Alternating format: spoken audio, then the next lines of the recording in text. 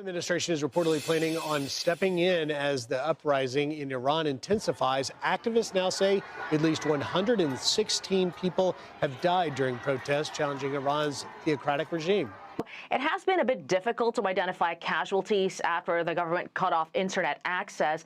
The death toll is climbing, though, yet the protests continue. More than 2,000 people have also been arrested. That's per the human rights activists' news agency. President Trump has promised to intervene if the regime resorts to mass violence. Now, the Wall Street Journal reports administration officials have had preliminary conversations about how to carry out an attack if the U.S. does need to follow through. The outlet reporting per U.S. officials, the discussions include what sites might be targeted.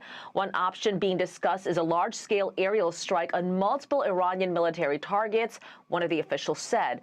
Another official said there was no consensus on the course of action and no military equipment or personnel has been moved in preparation for a strike. Senator Lindsey Graham posting a message on X saying, in part, to the Iranian people, when President Trump says make Iran great again, it means the protesters in Iran must prevail over the Ayatollah. That is the clearest signal yet that he, President Trump, understands Iran will never be great with the Ayatollah and his henchmen in charge.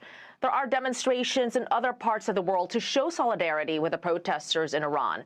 One man scaled the balcony of Iran's embassy in London, you see it there, and tore down the Islamic Republic flag, replacing it with one from the Shah era. Iran, meantime, says they'll retaliate if the U.S. attacks, saying U.S. military bases, ships, and other assets in the region will be considered potential targets.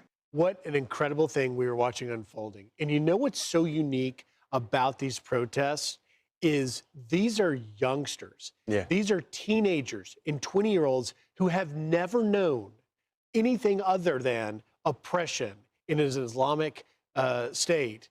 And they are willing to fight for something that only their grandparents were able to tell them about the freedom that once existed in the country. And that is a remarkable thing. You know, I've been trying to think what's different in this protest than other protests we've seen before in Iran that have been squelched. And I want to ask you, because I know you've been following this really closely, is it the internet and is it access and the ability to share images even to the world right now? I mean, this is incredible. Yeah.